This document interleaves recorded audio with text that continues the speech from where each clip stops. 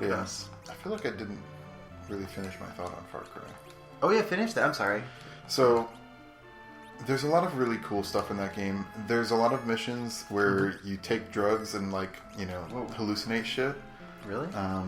Sometimes it's like by your own will. It's really funny. There's like a side quest giver, a pair of guys who are basically like Euro trash who are there for the drugs, the free and loose drug culture. Okay. And at first they just inject you with something without your permission, but then you keep going back to them and you're never really angry at them and they keep doing it to you. So eventually you realize that your character is just complicit in taking these insane drugs that really fuck you up. I'm worried about him needle sharing. Yeah, I mean they just pull it out of their pocket and jab you in the leg. It's kind of nuts. Yeah, you probably have some sort of disease now. Yeah, probably. Hope it was worth it, Far Cry guy. It's also a very bizarre game because your character is raised in the U.S., but his parents. Does it take place in? It's Kirat, which is basically India. I almost said Iraq, which is totally wrong. Okay. It's basically a fictional Indian country. Okay. Oh, that healed them. That was bad. Who knew ghosts were all about fire? I guess they kind of look like flames. Oh, they cast fire though. Shit. I keep. Okay. That's okay. For some reason, my brain also, whenever I see fight and dark next to each other, I just combine them as fart. Like Ed's ability is fart. More classy. Potent gas. Classiness. And so your character is there because your mother died in the U.S. and you're taking her ashes back to the home country as part of her final wishes. But you get totally brought into this civil war type conflict that's happening in the country instead of actually scattering your mom's ashes. And at the very end of the game, the big bad guy brings it up as you don't have to shoot me. You can instead we can have a meal and I'll help you go scatter your mother's ashes. And it's a very bizarre ending moment. Wow, that's how it ends. And you choose.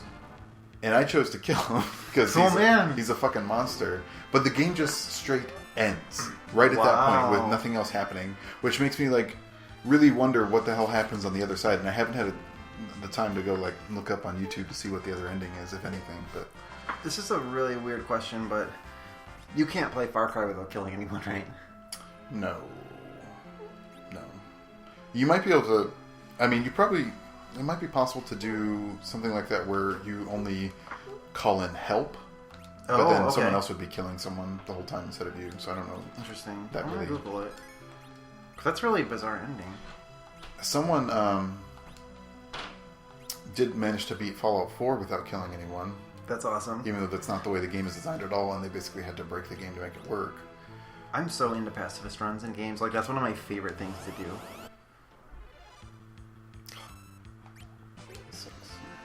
These guys all suck.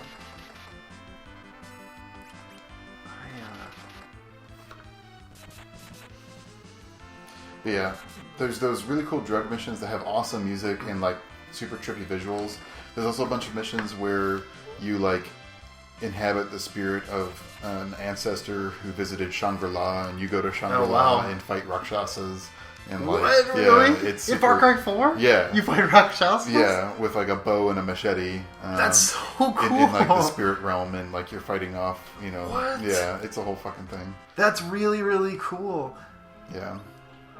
There's just a lot of cool shit in that game. A lot of cool side quests. And the main combat systems are fun, but the side quests are really where it's at. I did have a lot of fun with the so there's two-handed weapons and there's sidearms. And the sidearms are pistols and submachine guns. But one of them is a grenade launcher. It's a single-shot grenade launcher, so you have to reload it every time. But it's awesome because you can, while driving, use sidearms. Oh, wow. Yeah. So, I don't know. Just, there's a lot of cool shit in that game. So that's really awesome. You probably want the full moon, right? It doesn't change anything. Maybe he can full moon from the back row? I don't really get what this is. That's just worse. What else did we get? We got something else just now. Got some kind of sword, right? We got the Avenger sword. And we also have this charm wand. Did you equip the full moon on? Yeah, it didn't increase his power at all. Which was kind of strange. But, okay. Let's see. Oh, wait. What's the light sword? Oh, that's old. Yeah. Huh. I don't know who can use this other sword I've got. This Avenger sword. I just got it out of one of these boxes and no one can use it. I also just have a lot of shit. Need to get rid of some shit. Oh yeah, this is what I was thinking, by the way, Ryan. It was Ben Abraham in Far Cry 2. It says he was inspired to play the game in a unique way. Abraham would attempt to finish the game without dying. If he were to die, he was determined to let it be permanent. Far Cry 2, an open-world first-person shooter set in a nameless African country plagued by two militias embroiled in a deadly conflict. Oh, I played 2 as well. Yeah, it was the perfect setting for such an experiment. Everyone in the game wants you dead. In an interview, Abraham said, "I think the initial desire was to impose a new way of playing Far Cry 2 that would lead to more of those fun moments, where it feels like something is really hanging in the balance, where the outcome is hinged upon my performance. I thought that perhaps by imposing a limit of a single life, it would add more drama and weight to my actions and performance in the game and ultimately provide me with a more satisfying experience." If I had done that in Far Cry 4, I would have had to restart like 1,000 times. It's I died in stupid ways. Oh, I would over too. and over. He must be good at the game. But it says, Abraham's dramatized account of his permadeath playthrough of Far Cry 2 gained a significant following and resulted in a 391-page book narrating the entire experience. Jesus. Abraham called it the most significant piece of writing he had produced to date. That's crazy. It just really changed his involvement with the game, I think. Like, the thing about Far Cry 4 is that you have a wingsuit, so you can jump off a high cliff and just like start flying. That is so cool. But you fall really fast, and sometimes it's hard to judge the distance, and you'll just like hit a tree and die, and then you're like, oh, that sucked. And I can't tell you how many times I did exactly that. Or like, I shot a grenade out of a grenade launcher, and instead of exploding on impact, it bounced back at me, and I died that way, or, you know, I don't know. Oh my gosh, it's some centipedes. Oh yeah. Whoa. They look scaly and creepy. They're big. They're real big. And they have some new legs. But they're weak and they die easy. Okay. This article I'm talking about is also talking about people doing like pacifist runs in like Skyrim or something. But it's talking about how, because the games are designed around you using violence to resolve situations, like it has these kind of like awkward counter-intuitive.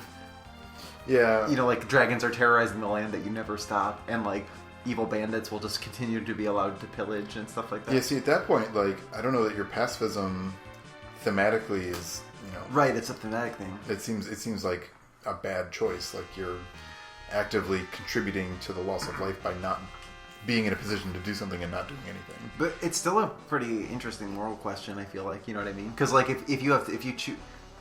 Welcome back! Now let me see! I am afraid. What? They gathered all the crystals? Now we are finished. Right. Unless the legend of the big whale comes true. A big whale? A huge ship spoken in the legend. It says, one to be born from. Mysidian legend. You know Mysidia? It is the home of wizards on upper world. Mysidia does exist. Elder of Mysidia is now wishing in the tower. Wishing. I wonder if he is intending to... Huh? Call the big whale. It must be. You must now hurry to Mysidia. This is nonsense.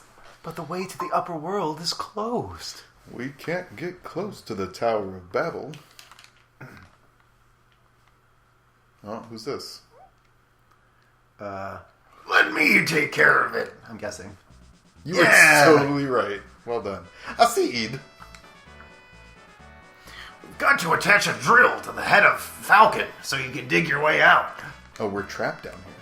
But you're hurt. It doesn't matter. Can you do it? Who do you think you're talking to? I am Sid, the master engineer of the airships. Spin around. Right. Now let's remodel it. I'm thinking a blue interior with a nice peach wallpaper. Let's bring out the contractor team. He just loves working on airships. Yeah. It's very This cute. game loves these scenes. It does. Just sprites dancing around and dink-donking and... Ding-donking. Edge is helping, apparently. Yeah, he's an apprentice engineer. And now he's talking to Rydia. One of these arguing scenes. This is some sprite melodrama right here. Yeah. Comedy. It's just... No flirting with the ladies. Get back to work. I mean, it's That's the kind of plot cute, here. actually, that they were able to communicate that just from a sprite hopping around and spinning around.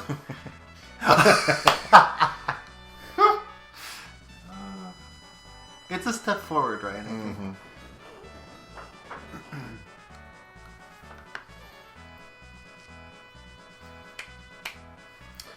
I think doing this kind of thing is what everyone dreamed of when they were dicking around with RPG Maker when they were in high school and stuff like that. I think so, too. Yep. Oh, no. And he's dead. A seed. Well, he worked himself too hard, right? No. Seed. Take care of yourself. I may have already served my term. Seems like I can't be of much use anymore. I take my hat off to you. Like, get well soon. Look after Cecil and Rosa. Don't you worry and just rest here. Take care. You too. Now, go. You have no such time to waste on this old man. Thanks, Seed. Seed. Aw. He gave us his last burst of energy. Apparently. Sleep and get well. Get well. Take care of the airship as you would take care of me, okay?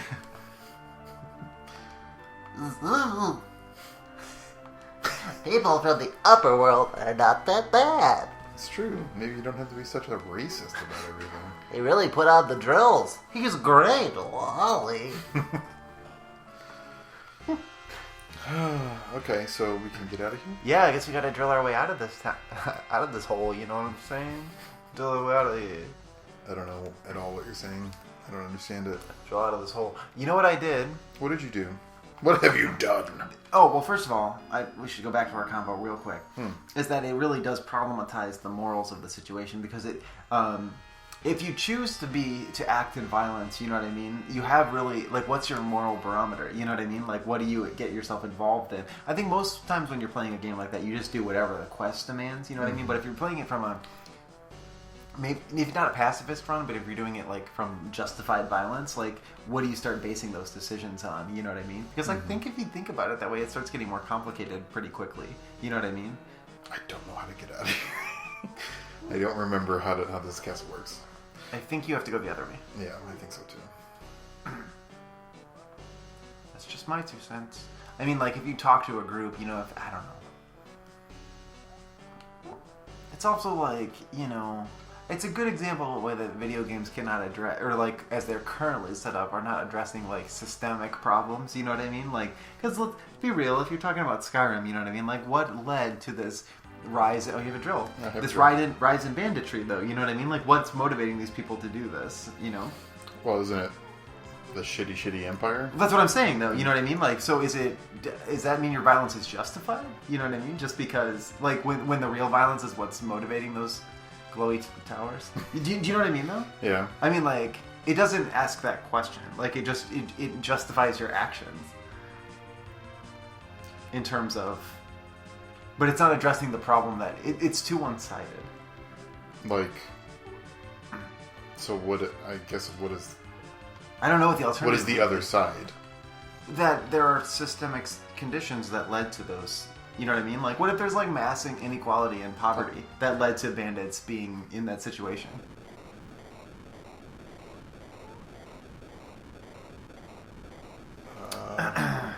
TikTok. Yeah. Oh, cool. Whoa! Hey, 1 second. there we go. But you get what I'm saying, right? To an extent. I mean, we can finally answer this question. I'm pretty sure we can go. Wow! Yeah, now we can go back and forth. But it means you get to enjoy this animation over and over. Is what it means.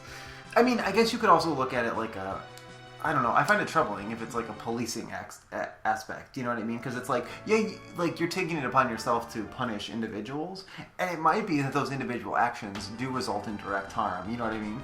But as far as indicting the system that led to those people committing those actions, you know what I mean? Like game designers don't necessarily implicate those systems. Like maybe you're toppling the empire at some level. See, that's what I'm saying, is that it seems like that is the whole thing with that game. Is that, I mean, to the extent that I've played 20 hours of Skyrim and never got very far in the actual plot of the game. But I guess I'm talking about, that's like a when you're filling out bestiaries for games, like, you know what I mean, like a bandit or something is fairly standard. Mm-hmm. But the fact that we take that for granted is also kind of, vaguely troubling to me.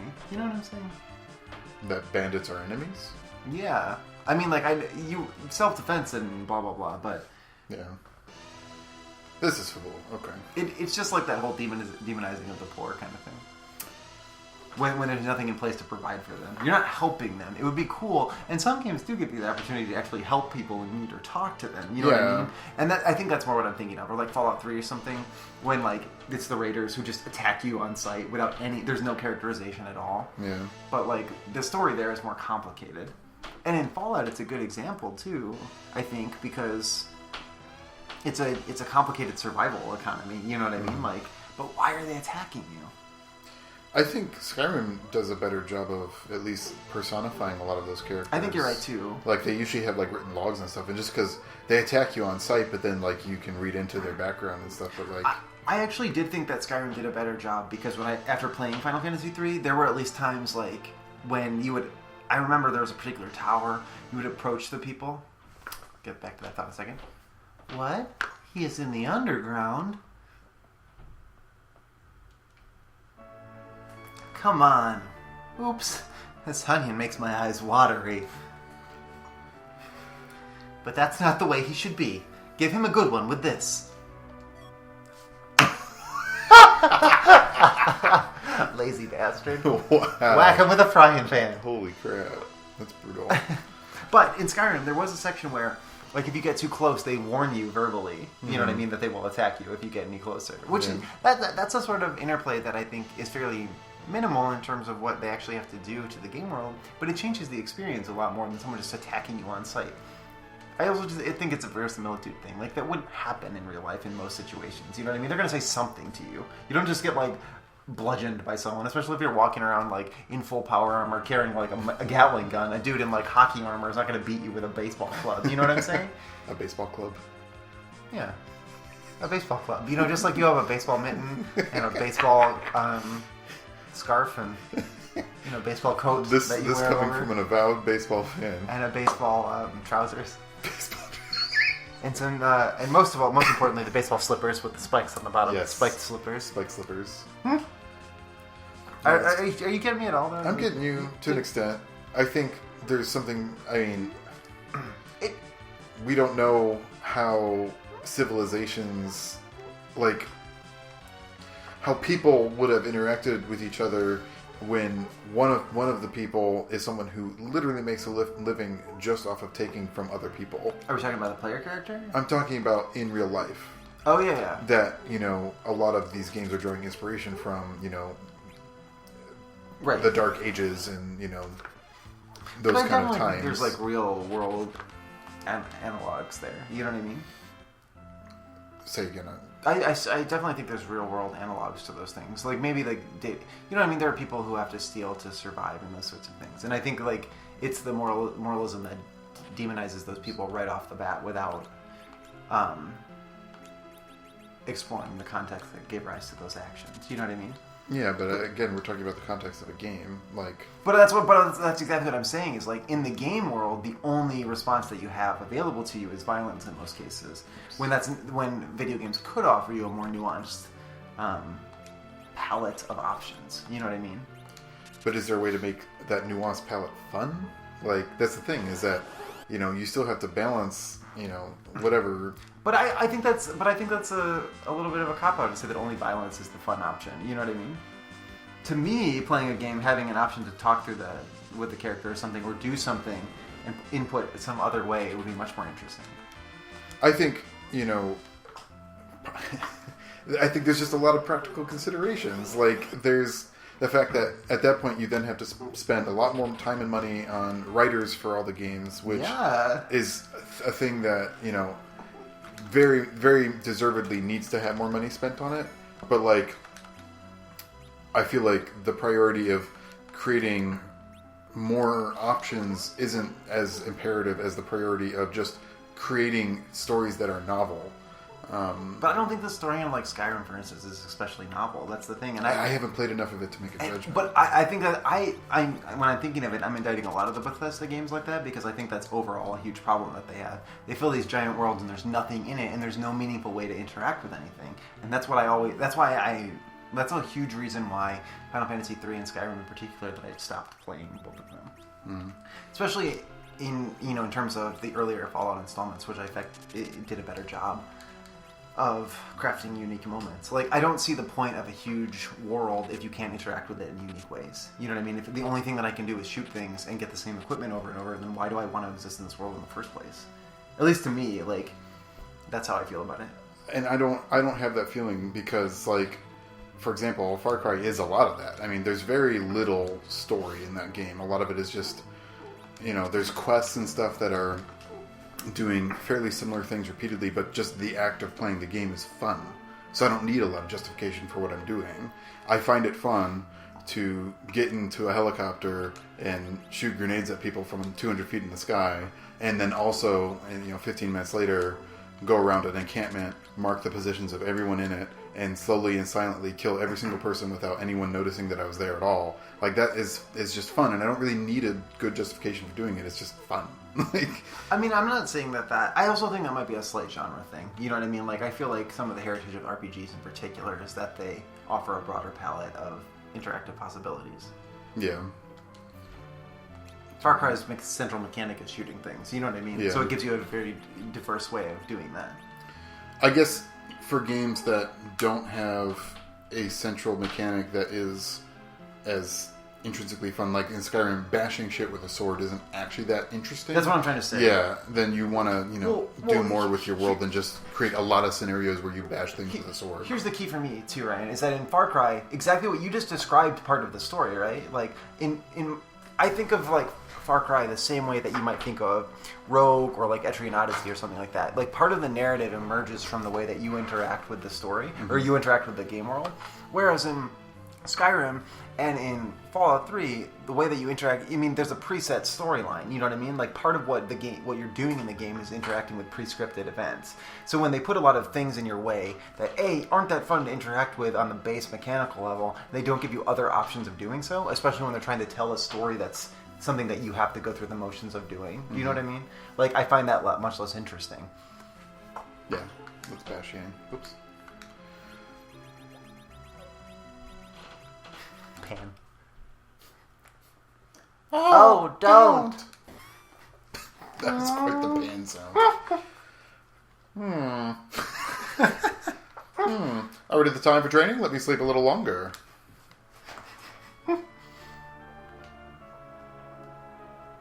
I can't believe he's alive. I really don't remember the circumstances of his death. Oh, Cecil. A Yang!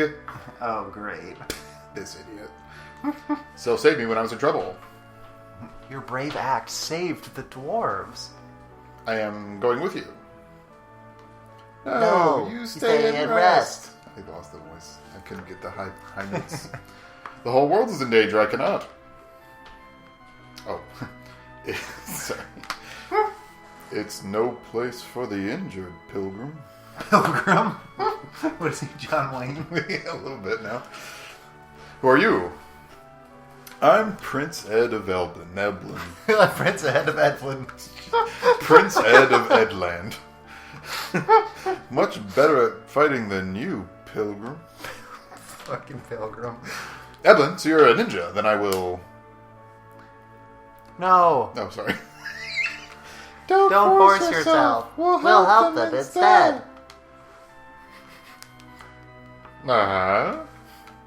She is a caller. She can call us. We'll help you. Oh, thank you. Oh, there you go. Cool. So what does Silk do? I don't know. We'll have to test it in battle. Sorry, I cannot be of any help now. So, Sylph goes with us instead of Yang. Yeah. Here I was thinking we were going to get a fifth party member. Also, Ooh. Ryan. Yes. On this tack, something like Dishonored, I think, is a cool example because it didn't remove any of the fun components if you wanted to slaughter everyone. You know what I mean? Yeah. But it gave you an alternate option. And I think that's kind of what I'm asking for, is like, we have such a broad possibility of options available to us, but designers continually choose the same option. You know what I mean? Like, I think that's more true in RPGs than it is in action games. Because like you say, there's Dishonored, there's stuff like that in Bioshock as well, which is, kind of a Dishonored spiritual ancestor. Sure. Where the fuck am I going now?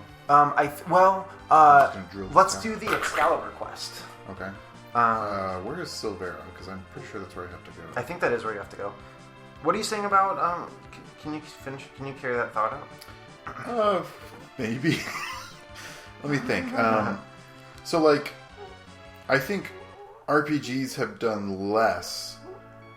Oh, I found Silvera first try. So. Oh, cool.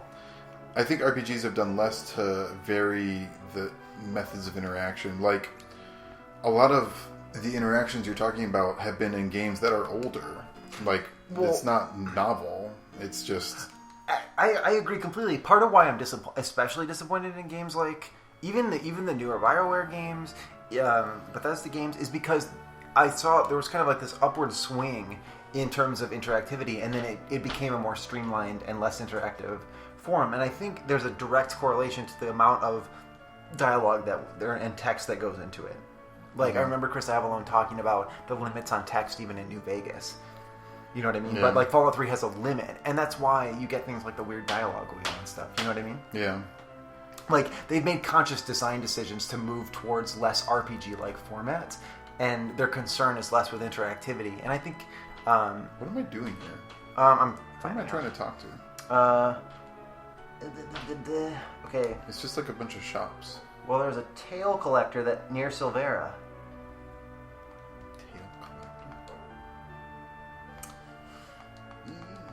Go northwest, find mountain deals, blah, blah, blah. Go across the shallows. Walk up to talk to the small fellow.